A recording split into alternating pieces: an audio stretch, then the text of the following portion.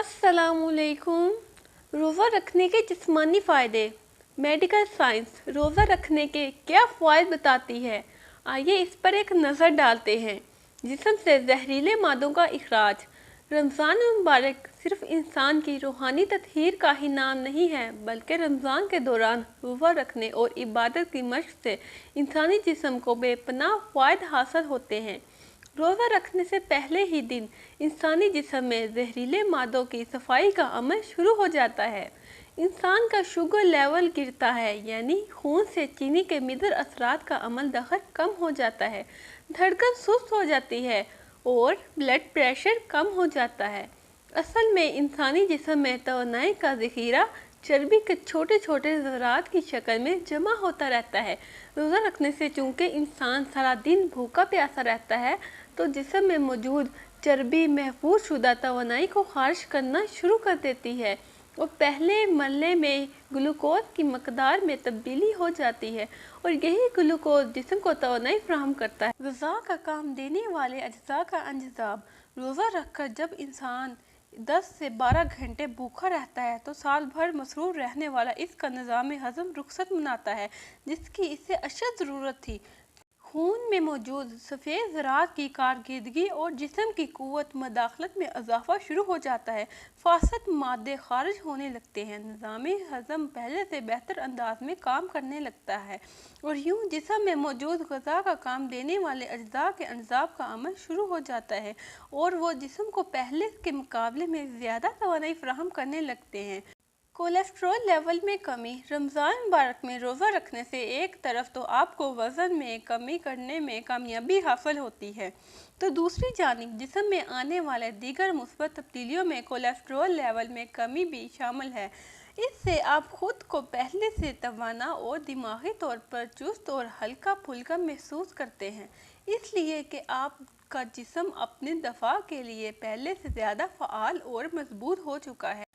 UAE में अमराज कल्ब के माहिरीन की एक टीम ने एक मताले से यह नतीजा अखज़ किया कि रमज़ान में रोज़ा रखने वाले अफराद में चर्बी बढ़ने का अमल कम हो जाता है, जिसके नतीजे में कोलेस्ट्रॉल का लेवल भी नीचे आ जाता है, जिससे दिल के दौरे और दिल की दीगर बीमारियों का खदशा इंतहाई कम हो जाता है। ज़हनी सलाहियत और कारकर्दगी में इजाफ़ा। माह सियाम के दौरान रोज़े रखने और इबादत करने से एक तरफ तो आपकी रूह की सफाई हो रही होती है और दूसरी तरफ आपके जिस्म के अंदर भी बहुत सारी मुस्बत तब्दीलियां आ रही होती हैं।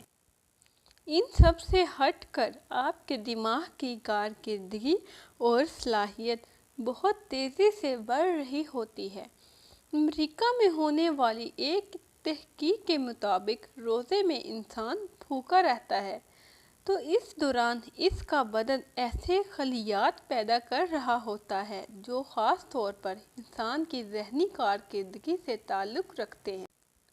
यूँ ये नए बनने वाले खलियात सीधा इसके दिमाग में पहुँचते हैं और तनाव में कमी लाकर इंसान की ज़हनी कारकर्दगी को कई गुना बढ़ा देते हैं और यूँ आप खुद को दिमागी तौर पर चुस्त और हल्का फुल्का महसूस करते हैं। क्या आप जानते हैं कि रोज़ा रखने से वज़न घटता और चर्बी खुलती है? तो अगला हमारा टॉपिक है वज़न घटना और चर्बी खुलना। अगर आप रमज़ान मुबारक के दौरान अपनी खाना खाने की आदत को मुअत्तदल रखते हैं और भारी खाना जैसे पराठे, पकोड़े या इस किस्म के दीगर खाने से गुरेज करते हैं, तो कोई शक नहीं कि इस रमज़ान में आप बहुत आसानी से अपना वज़न घटाने में कामयाब हो सकते हैं। हम आपको बता चुके हैं कि रमज़ान में रोज़ा रखने से इंसानी जिस्म में मौजूद अज़ाफ़ी चर्बी के ज़रात पिघलना शुरू हो जाते हैं और यही चर्बी घुल कर जिस्म को तवानाई की फराहमी का ज़रिया बनती है। यूँ चर्बी घुलने से आपका वज़न भी कम हो जाता है और जिस्म को किसी किस्म की कमज़ोरी या थकावट भी महसूस नहीं होती। अब इन मामलात की रोशनी में जो हमें जदीद तहकीक और मुस्तनद अदारों से हासिल हुई है, हम आपसे कह सकते हैं कि माह सियाम के रोज़े रखें और अपने जिस्म को जहरीले मादों से निजात हासिल करके ताज़ा खलियात पैदा करने दें, ताकि آپ کو روحانی سکون کے ساتھ ساتھ جسمانی فوائد بھی حاصل ہوں۔ 15ویں روزے کے بعد آپ دیکھتے ہیں کہ جسم کے سارے زہریلے مادوں کا خاتمہ ہو چکا ہے، نظام ہاضمہ کی مرمت ہو چکی ہے، جسم سے فالتو چربی اور فاسد مادوں کا بھی اخراج ہو چکا ہے، اور بدن اپنی پوری طاقت کے ساتھ اپنے فرائض ادا کرنا شروع کر دیتا ہے۔ دماغ اور یادداشت تیز ہو جاتی ہے، توجہ اور سوچ کو مرکوز کرنے کی صلاحیت بڑھ جاتی ہے۔ لہٰذا ہم سب کو چاہیے کہ اس ماہ مقدس کے دوران خود کو رب کریم کی عبادت اور حمد و ثنا کے لیے وقف کر دیں، کیونکہ وہی ہے جو ہمیں ہم سے زیادہ جانتا ہے اور ہر حال میں ہمارا بھلا چاہتا ہے۔